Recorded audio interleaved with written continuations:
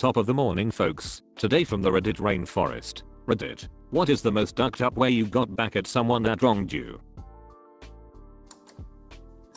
Friend and I were fishing at a local creek when my friend's brother pulled up.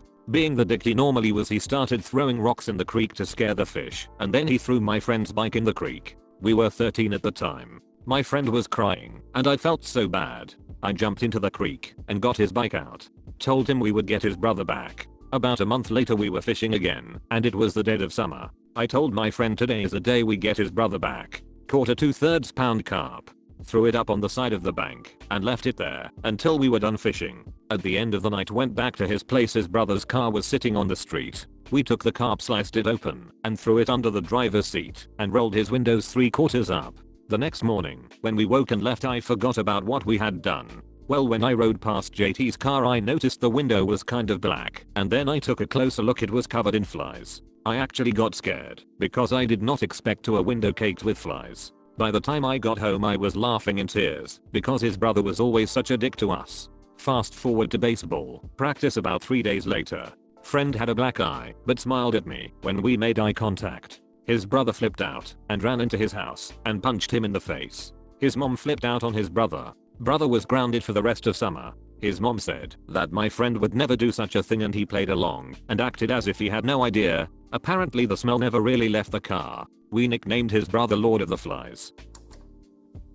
Back in high school I dated a girl for 6 months before she decided it was not working out anymore, and she cheated on me with about 6 guys and stole my iPhone and wallet to buy drugs. I wanted to report her to the police like my parents encouraged me to, and to prevent me from doing such her brother jumped me while I was walking home with his friends and busted open my lip pretty badly and threatened to kill me if I reported him or his sister. This is South Florida, so I believed he would do it. My dad got a new job and we moved to a new city, but I was still pissed about this whole situation, so I did the next best thing.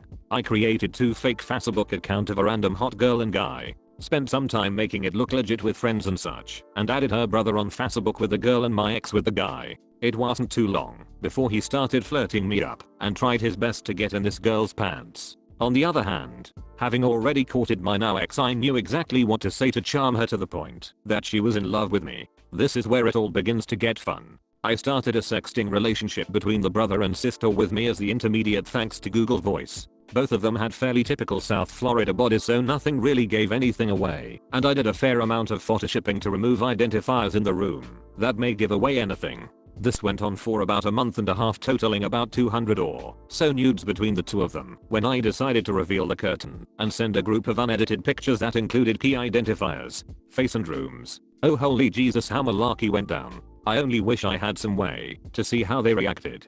Friends who still live there told me her brother moved in with his dad that week and that they no longer spoke. All in all, about 4 months till I got my revenge, but it was amazing. A school bully repeatedly knocked a binder from my best friend's hands every single day while we walked down the hall. Now we were in high school back in the pre-Columbine era, so people did not freak out as often when kids did ducked up malarkey. I convinced my friend to stick tacks through an entire side of his binder, turning it into an extremely dangerous spiked weapon, and just hold on extra tight while waiting for the bully to come do his thing. The kid lacerated his hand pretty badly. After he slammed his hand down into it, my friend held on and yanked back. Jackass, did not try that malarkey again. I'm immune to poison ivy, so I was always uprooting it in our yard, about a full acre. Ed left it on this concrete area behind our garage because that's where it was near when I pulled it out. Hey, I was /am lazy. Anyway, I frequently walked down to a fishing pond across this canal in my neighborhood. This is in South Louisiana. I did not always have a functioning bike and the walk was only about a mile. A big kid, probably 2-3 years older than me, was a real jerkus. He'd do stuff like ride by me on his bike and act like he was gonna high five me, but then slap my face and ride off, laughing. Anyway, one day he did that, and I went back home, upset. I got my water gun and was gonna shoot him if he messed with me again. Then I saw the poison ivy and got an evil idea. In the bucket it went with some water, stirred it all up good, then dumped that in my water gun. Went back to the pond. On the way back home he came around messing with me again. I hosed him down and he broke my gun, but man, it was worth it. From what I hear, he did not go back to school for almost 2 weeks. Not me. My brother. When my younger brother was about 3, my father had to look after him for the day. The plan was that he, after asking his boss, would take him into work for the day. It was office work, and he was friendly with his boss, so my mum assumed it was no big deal. My father, however, did not want a toddler distracting him all day, so he left him in the car with the radio on and a carton of apple juice. This is Britain, so it will not overheat. But either way, he was being an ass. At the end of the day, he returned back to his car to drive home, expecting a sleeping toddler who would not tell his mother a thing. Instead, upon his return, he found his son jumping up and down on the front seats to the radio on full blast, naked and laughing, slipping around and covered in malarkey. He had soiled himself, removed his nappy, his fecal matter everywhere. Malarkey was smeared all over the driver's seat, the windscreen, the steering wheel, the sat-nav, the driver's window, even hand printed on the ceiling. Our dad did not even know that toddlers could even produce this vast amount of turd. The only car seat that was completely untouched was his own. To sum it up, my 3-year-old brother was abandoned in a car for 8 hours, later found smearing his own brand revenge paint all over my father's beloved BMW. I moved around a lot as a kid. Dad in the army, parents divorced. Not staying in one place made long-term friendships impossible, but my situation attracted bullies like flies. I moved to a new school. A bully picked up my scent instantly, tripping and shoving, making fun of my clothes. Nothing too terrible, but I was already unhappy, so I felt miserable anyway. One school day, I asked to use the restroom.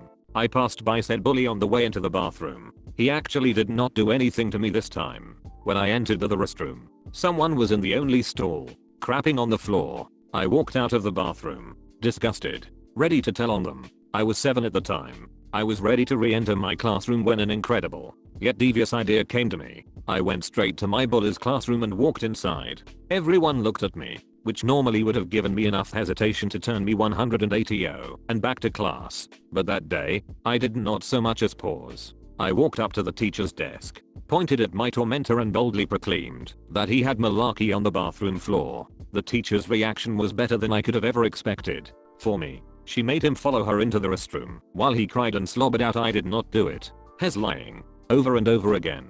She then grabbed a wad of paper towel, handed it to him, and we watched as he picked it up and put it into the commode. She thanked me for telling her and told me to go back to my classroom. This happened about 20 years ago. I still look back at this moment as a turning point in my life, like I became me then. At an all-male military boarding school during high school, there was this huge douche on my hall. We took his Febreze bottle and filled it with piss, then took said bottle and sprayed his pillow, wall locker and opposite corner. So he gets back, smells urine and immediately grabs his Febreze and douses everything. Eat a dick. Donovan. Eat a dick. A guy at college was mad that this one guy would always stop at his room and drink beers, without ever bringing any. His solution: piss in a Corona bottle, cap it, and put it in the fridge. Next time over takes a big swig, spits it all over. The guy who drank the piss said fair enough, brought beers a few times afterwards. Before a break, they were drinking heavy in the room. He unlatched a window. Everyone goes on break. This drinker comes back 2 days early, opens the window, and enters the room. Had beer with him, drinks for a few hours and fills the guy's humidifier, turns it on and leaves. The guy had to replace everything: bedding, clothes, books etc. The smell of piss was overwhelming. Edit. If you are enjoying the video so far, smash that like button and subscribe if you have not yet for more free curated content. Another ex-wife story. Edit. And some double revenge. During the last year or so of my marriage, I was spending a lot of time out of town, commuting for 3-4 days a week for work. One night I was working remote and decided to do some upgrades on my home computers. So I remote in and notice that the connection is really slow. I do some network traces and find that my wife's computer is participating in a video chat with someone in another state, one where she has no family that I know of. Curiosity piqued, so I start to monitor more stuff, like in conversations which are not encrypted. Over the next few weeks I keep my mouth shut as I collect more evidence, mostly Yahoo and AIM conversations. I also had installed security cameras around my house because we had problems with the neighborhood kids. And eventually I catch footage of some guy coming and going from the house, at one point even driving my car. I still keep my mouth shut because I know if I say anything my wife would just lie about it and somehow make me out to be the bad guy. I know who the guy is by now, and I'd gather more data on him, and then he does it. He plugs his laptop into my network. So, I'm a network engineer and security admin by trade. I know networks. I know how to monitor them. And I know how to fiddle with data. My wife knew this. The guy she was messing around with knew this. But he was still dumb enough to enter my domain and play around on my network. I start grabbing usernames and passwords, email accounts, IM accounts, etc. I reroute all of their web traffic through a proxy so I can monitor where they go and how they log in. Eventually I hit the jackpot. Dumbus runs a fairly well-known gaming forum that is a major source of revenue for him, and he logs in without using SSL. He thinks it's secure because vBulletin hashes the password before sending it in clear text. However, if you know the hash you can use it just as well as the password itself. I use his admin username and password hash to log in and make a few admin accounts for myself, naming them something inconspicuous and changing the account creation date to make them look old. At this point I could have just wiped his entire site, but that would be too easy to fix. Simply restore a backup. No, I had a better idea. Every day I went back and deleted random posts older than 6 months. Then I deleted every post older than 6 months. I did this for 3 weeks straight before the guy suspects anything. I notice he kills one of my admin accounts. So I quickly assign admin privileges to my wife's account, then delete all my other admin accounts. She calls me in a panic because her new boy toy is flipping out on her because it looks like she is the one who hacked the forums and deleted the content.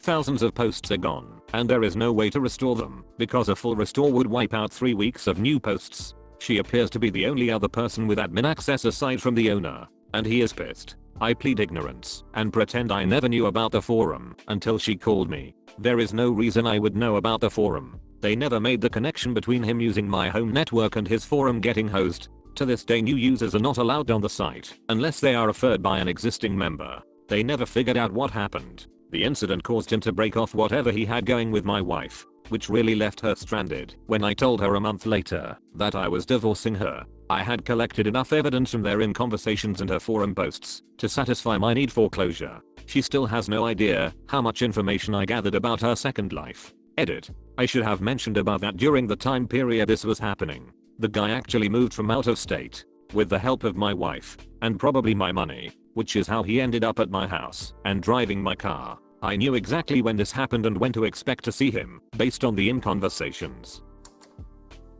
I used to live in a very small town, like 250, 300 people. We had no stores, gas stations, etc. One day a local guy decided to open up a little store that sold the basics like groceries and rented movies.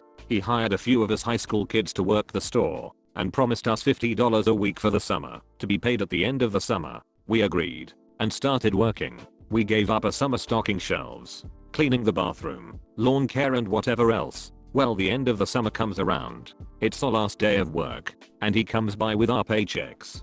$50 for each of us for the whole summer. Needless to say, we weren't not too happy, but his words were, "What the duck are you gonna do about it? Drop the key off at my house since you would not need it anymore." We came up with a plan to pay this douchebag back before locking up the store for the last time.